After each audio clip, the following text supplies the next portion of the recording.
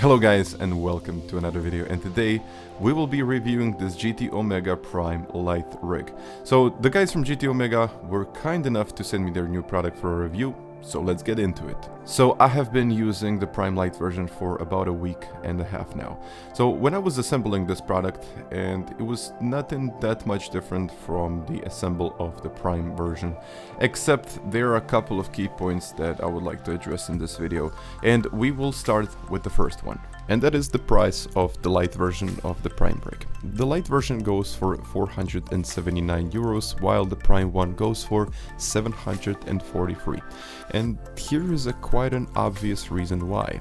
So the extrusion profiles are almost double. In some cases they are doubled, in some cases they are kind of not, but in general they are double in size. So as you can see, you get about 3 packages if you order the seat, and in the first one you've got these aluminium profiles, and in another one there is a box full of products that, you know, like screws and all of the accessories that you need to do to put all of this together. So the build process in general takes about 2.5 to about 3 hours. I mean, I think now, you know, when I'm building rigs like this, it takes me less time than the first one. So I would say if you're building something like this for the first time, it can take about 3 to 4 hours. So just take that into account, and you need to have a little bit of that DIY experience while building something like this. Of course, more experience is always helpful, but as you can see, the whole process was going on fairly quickly, so this is 10 times the speed of the actual build. So in general, I mean, I think the total footage, it was about 3.5 hours in the end, but a couple of steps in between I didn't need. So 3 hours is more than enough. I mean, in general, I was putting the seat and all of those little things together quite quickly, and it's almost the same experience like on the Prime version of the rig. This rig, as I said before, it has only those 2 profiles put up together, while let's say the Prime rig has 4. And if you decide to get one of these, the RS12 may be one of the best, if not the best seat that I've tried in a very long time, and it goes for 269.95.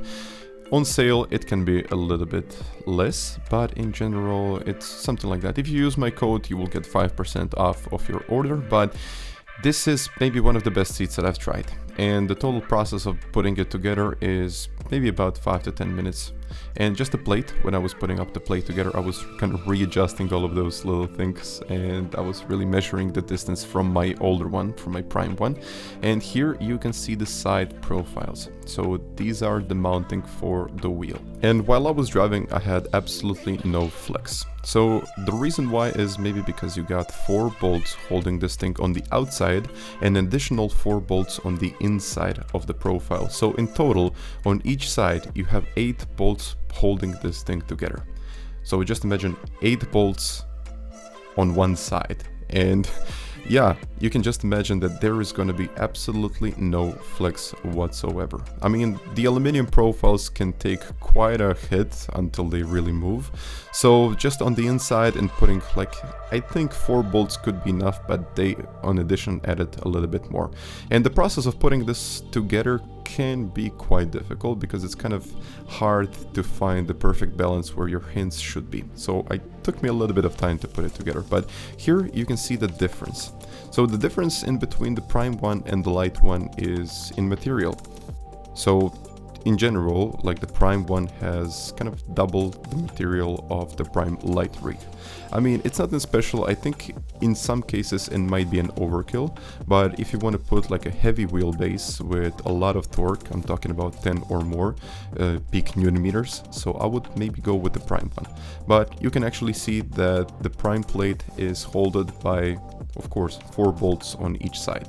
And just as I said, if you're trying to put something more, if you're really trying to put something like, let's say, a DD, not a GT DD Pro like I'm using, and I'm using about 4 to maybe 5 Newton meters at top. I'm probably not even using that the whole time, but as you can see, the process of just finding the perfect balance is not that difficult. But if, let's say, you want to put something more, maybe you will need a little bit more strength. But in general, for most of the pedals and most of the wheels, it's going to be enough, just as this wheel plate. As you can see, the process of putting the pedals onto the mounting plate is fairly simple. So there are holes, there are pre-drilled holes, and just to mention one thing, I couldn't make it into all of the 4 slots. So my pedals are being held by 3 bolts because I couldn't reach the 4th one. But I never felt like I had a little bit less performance because of that 1 bolt, or it had any effect on my braking performance at all. And now let's talk about the seat. So this seat, the RS12, is one of the best seats that I've ever used in sim racing. But there is one little catch. So whenever you're braking or under heavy braking, you might experience something like that. So your body is moving and the seat actually moves a little bit too. So I never thought this was going to be a downside, because it's just not. I mean, you can experience a little bit of movement, but it never affected my performance. So I played in the top splits, and in general I never really felt like I need something more. Maybe in the future I will see, okay, this little movement is maybe significant, about losing 20 to 30 thousandths of a second, or if maybe so. So I had some problems with my lower back, and I don't have that anymore.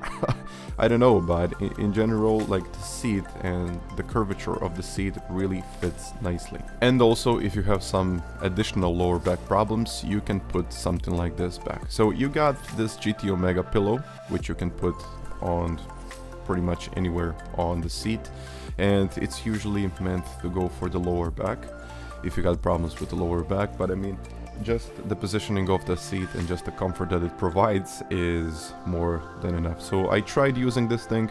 It wasn't really beneficial, and I think I lost a bit of performance because it's quite squishy, so you can squeeze it. So that means you will kind of lose a little bit of that performance and that stiffness on the braking pedal. I mean, I don't think it's much of an issue, honestly, but if you're just looking for comfort, if you want to play 5, 6, 7 hours and you need this, yeah, why not? Let's go with that. But in general, the seat is just more than you need. So guys, once again, I really hope you enjoyed this video, and if you did, you can also smash that like button and subscribe. And if you decide to purchase one of these rigs, you can use code DIGIT for 5% off your complete order, and it kind of helps me with the channel, and it also helps you, so it's kind of working on both sides. So guys, once again, thank you very much for watching this video, and I'll see you next time. Bye.